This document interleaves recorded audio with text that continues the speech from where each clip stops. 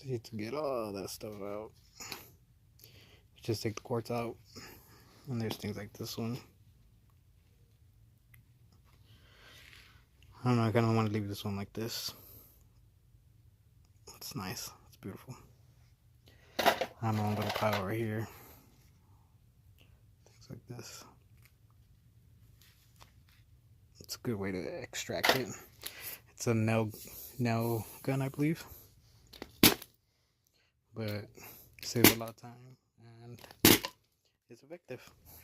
All you need is a compressor and this. And just, I don't know, here.